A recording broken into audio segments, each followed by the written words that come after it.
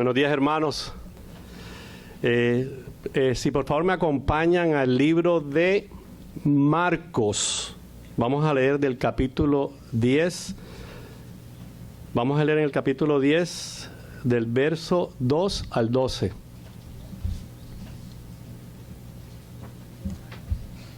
Marcos 10.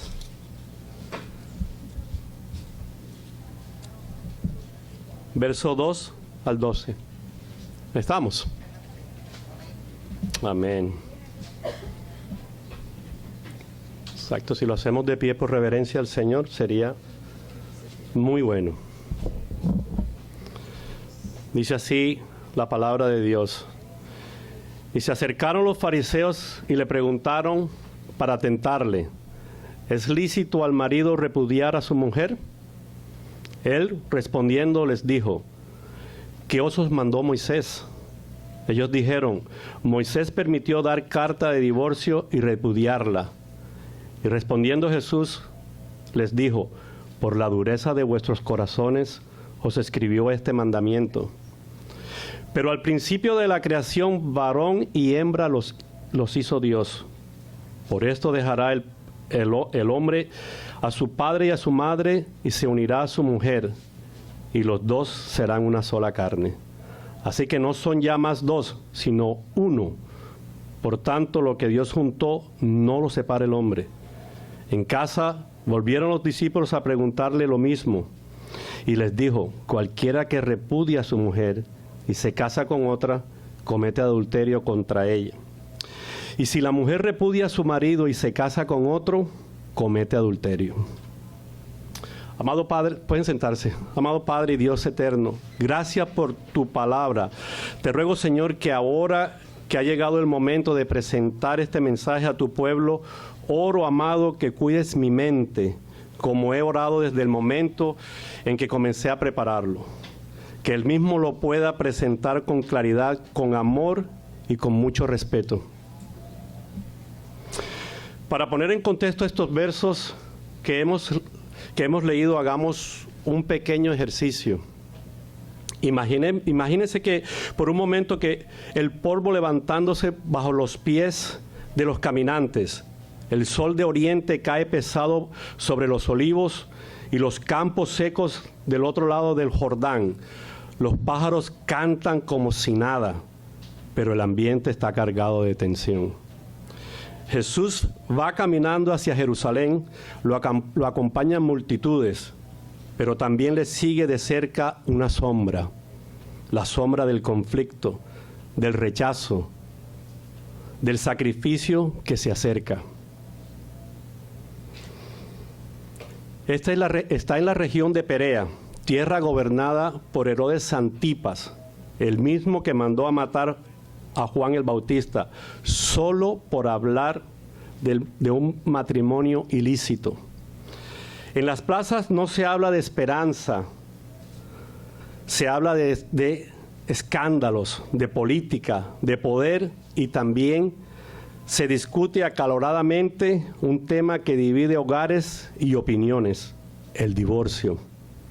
En medio de ese polvo, entre murmullos y sospechas, se acercan los fariseos. No vienen con un corazón sincero, no vienen buscando luz, vienen con una pregunta envenenada, diseñada para atrapar. ¿Es lícito al hombre repudiar a su mujer? Si Jesús dice que no, pueden acusarlo de ir contra Moisés. Si dice que sí, lo señalarán como permisivo, o peor aún, podrán delatarlo ante Herodes, como hicieron con Juan. Ellos vinieron hablando de separación, de desunión, de divorcio, pero Jesús, con su sabiduría divina, los llevó de regreso al principio. Les recordó que desde el Génesis el propósito de Dios no era separar, era unir. Lo que Dios juntó, no lo separa el hombre. Hoy quiero que volvamos también nosotros al principio, que miremos el matrimonio no desde la cultura, no desde las heridas, no desde las estadísticas, sino desde el corazón de Dios. Porque así como aquellos días los líderes hablaban de cómo separarse, Jesús vino a hablar de cómo permanecer unidos. Ahora bien, hermanos, era obvio que en el pensamiento de los que preguntaban a Jesús estaba la separación, la desunión, pero por el contrario, en la mente de Jesús estaba la unión. Ellos preguntaron acerca del divorcio, que es separación. Él les habló del matrimonio, que es unión. Yo no quiero hablarles hoy del divorcio, ese no es mi tema. Aunque sí quiero dejar claro que el Señor lo ha permitido con ciertas excepciones. Es muy probable que haya aquí hermanos que de una u otra forma hayan sido afectados por él. Yo mismo lo he visto muy de cerca en algunos familiares y amigos. Pero si ha pasado por eso, recuerde que usted ahora tiene una nueva identidad, la identidad cristiana, y que por la gracia de Dios, Cristo lo ha perdonado. No se mire más a través del lente del fracaso, sino a través del lente de la luz, de la cruz. Usted es una nueva criatura y hay gracia abundante en Cristo para restaurar su corazón y su propósito. El Señor, en lugar de enredarse en debates rabínicos, los llevó directamente al principio. Les recordó el diseño original de Dios en Génesis, que el hombre dejaría a su padre y a su madre y se uniría a su mujer y los dos serían una sola carne. Jesús confrontó la dureza del corazón humano que había distorsionado este diseño perfecto y los volvió a enfocar en el propósito divino del matrimonio. La palabra clave en este pasaje es unión. El texto original griego se usa proskolao, que significa adherirse, pegarse fuertemente. Perdón.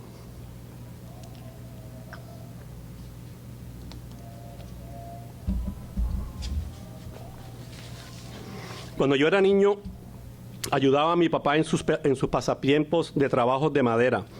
Él usaba un pegamento llamado colbón. Yo creo que este producto se distribuyó por varios países de Latinoamérica y algunos de ustedes deben recordarlo. Una vez seco, era imposible separar las piezas sin destruirlas.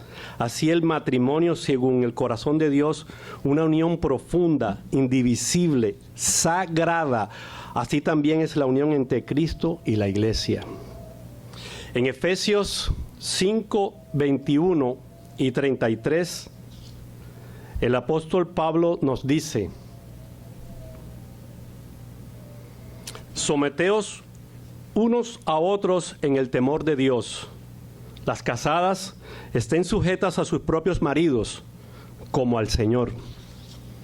Porque el marido es cabeza de la mujer, así como Cristo es cabeza de la iglesia, la cual es su cuerpo, y Él es su Salvador. Así que, como la iglesia está sujeta a Cristo, así también las casadas lo estén a sus maridos, en todo.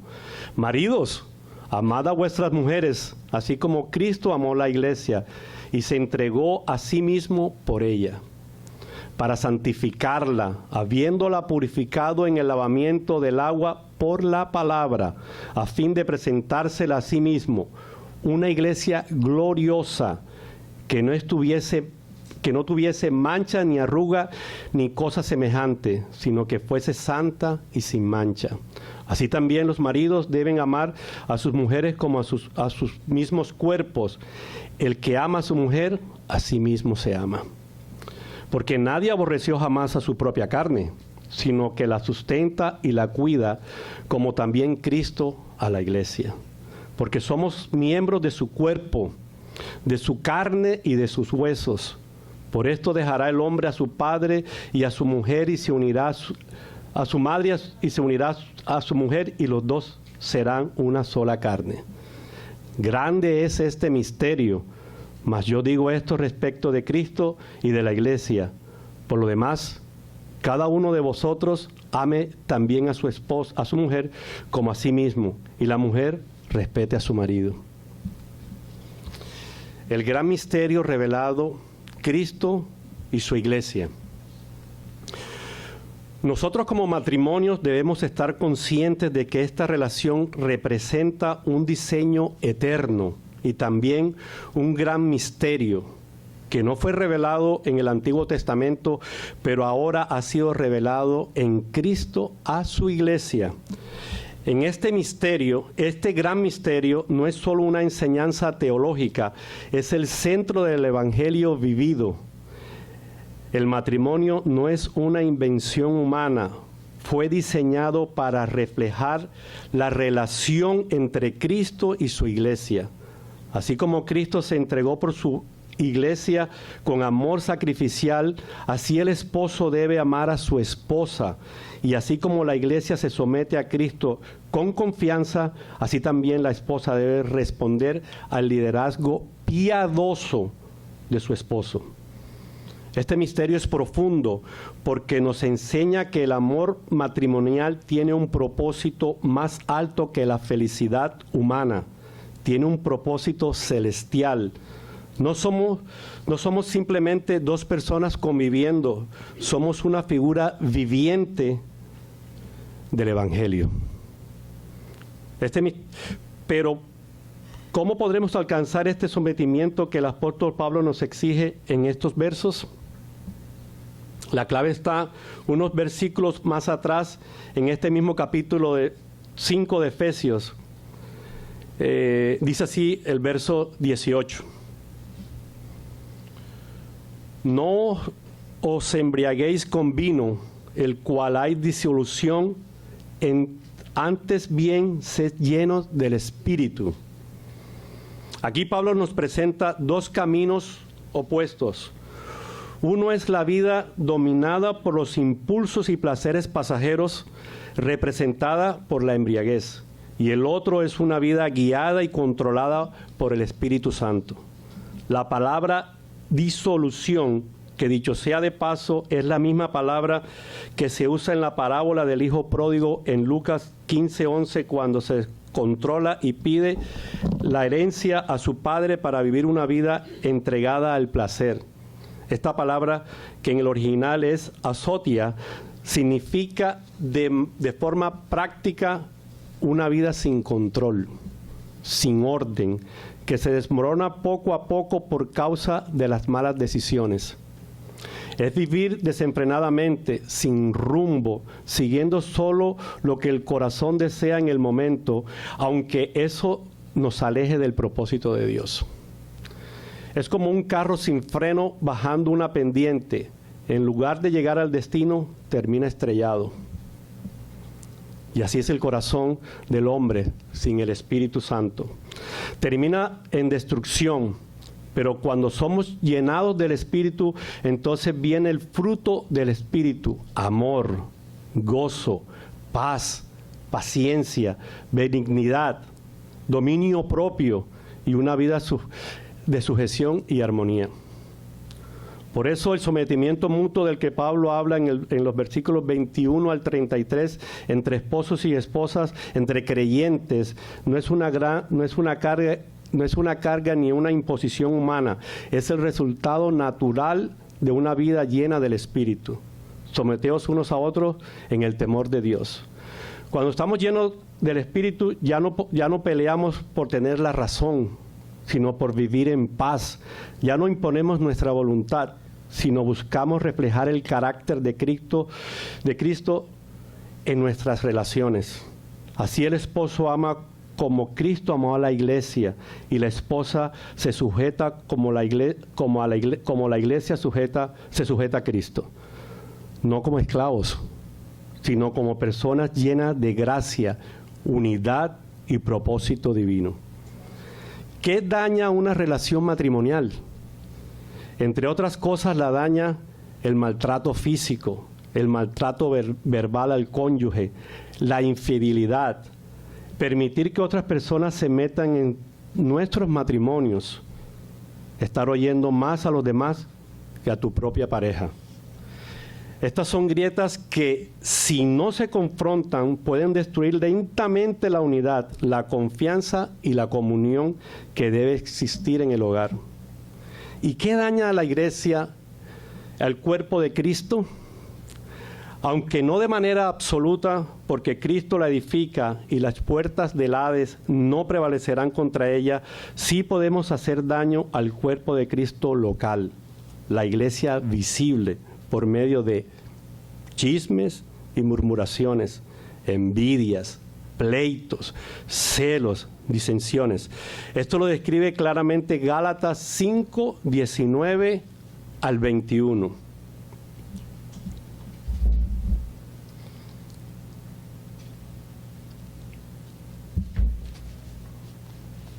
Y manifiestas son las obras de la carne, que son adulterio, fornicación, inmundicia, lascivia, idolatría, hechicerías, enemistades, pleitos, celos, iras, contiendas, disensiones, herejías, envidias, homicidios, borracheras, orgías y cosas semejantes a estas, acerca de las cuales os amonesto, que los que practican tales cosas no heredarán el reino de Dios.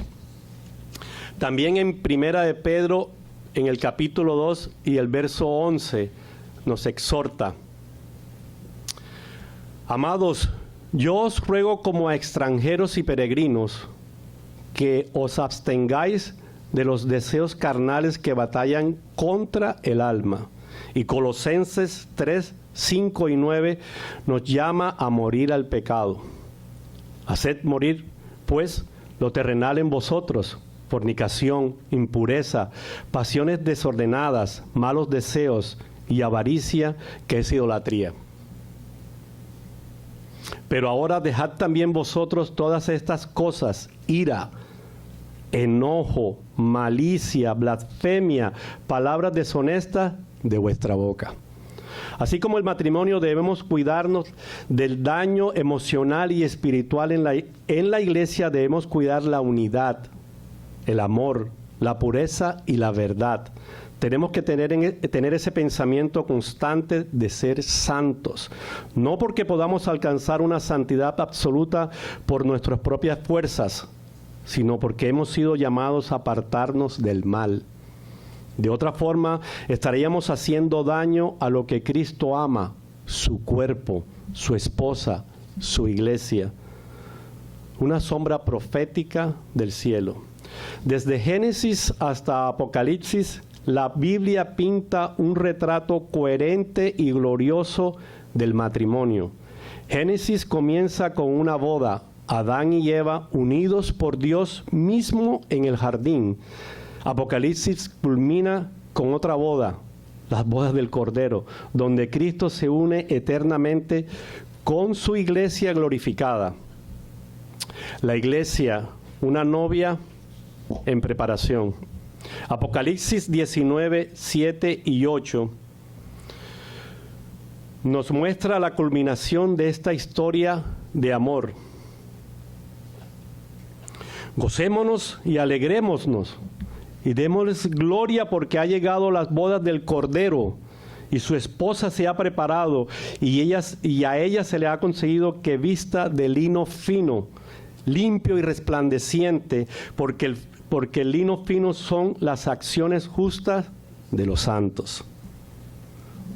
Una historia de amor eterno, no como dice la canción. La Biblia no es simplemente un libro de reglas ni una colección de enseñanzas morales. Es, en esencia, una historia de amor, del Dios que creó a la humanidad para amarle y estar unido a ella para siempre. El matrimonio entre un hombre y una mujer no es un capricho social ni una invención cultural. Es una sombra, un reflejo, una señal profética que apunta a esa unión entre Cristo y su iglesia. Así como este pegamento que les mencionaba al principio unía dos piezas de madera hasta hacerlas inseparables, así también nos ha unido Cristo a Él. con un lazo irrompible, su amor derramado en la cruz, su gracia, su espíritu que habita en nosotros. Esta es la historia de redención, esta es la historia del Evangelio, esta es nuestra historia. Un llamado personal al compromiso matrimonial. Hermanos amados, antes de cerrar este mensaje quiero hablarles directamente con el corazón abierto y la palabra como guía. Cada uno de nosotros que ha unido su vida a otra persona hizo votos. No fueron solo palabras bonitas para un día especial, fueron promesas sagradas. Dijimos que estaríamos allí en la salud y en la enfermedad, en la riqueza y en la escasez, en la alegría y el dolor. Prometimos amar, cuidar, respetar, proteger, hasta que la muerte nos separe. Y no hicimos esos votos solamente delante de los hombres, sino delante de Dios. Hoy, a la luz de todo lo que hemos visto en la palabra, el diseño eterno del matrimonio, su reflejo del Evangelio, su profundidad espiritual, te invito a que recuerdes estos votos no solo como una memoria, sino como una realidad viva.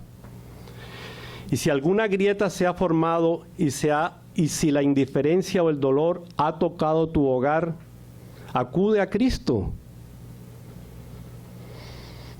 Él es sanador de corazones, Él es restaurador de relaciones, el autor del amor verdadero. Recuerda que tú, como creyente, eres parte del cuerpo de Cristo, su iglesia. Y así como el Señor regresará un día por su esposa, sin mancha, sin arruga, vestida de lino fino, así también cada uno de nosotros debe prepararse como individuo y como pareja para ese encuentro glorioso. No te distraigas, no te enfríes, no abandones lo que un día fue sagrado. Aviva el amor, renueva tu compromiso, vive el Evangelio en tu hogar. Porque el matrimonio no es un contrato, es un pacto que representa el amor eterno entre Cristo por nosotros. Y estamos en Él, no estamos solos. Su Espíritu nos fortalece, nos guía, nos llena y nos capacita para amar como Él nos amó. Que el Señor nos conceda matrimonios santos, hogares restaurados, corazones humildes y llenos del Espíritu, porque así como lo que Dios unió no debe ser separado por el hombre, tampoco debe marchitarlo la rutina, ni apagarlo el egoísmo. Que el amor crezca, que el Evangelio se vea, que la iglesia se prepare y que cuando el esposo venga nos encuentre fieles. Gracias, Señor, por tu palabra, Señor. Señor, hemos presentado este mensaje que no viene del corazón de ninguno de nosotros, Señor, ni de este que está al frente, Señor, prestando su voz, Padre. Viene de tu palabra, Señor. Desde el principio tú dejaste establecido esto. Se ha presentado con respeto, Señor. Ayuda, Señor, el corazón de todos nosotros. Si hay dolor, Señor, en el hogar, restaura, Señor. Trae la paz, Padre Santo. Y si alguno, amado, todavía no se siente seguro de que es parte de ese organismo de la iglesia, de su novia, que desde ahora comience a planchar las arrugas de su vestido, Señor, para que ese lino fino resplandezca el día que tú regreses. Te alabamos, Señor, y te bendecimos. Amén. Gracias, hermanos.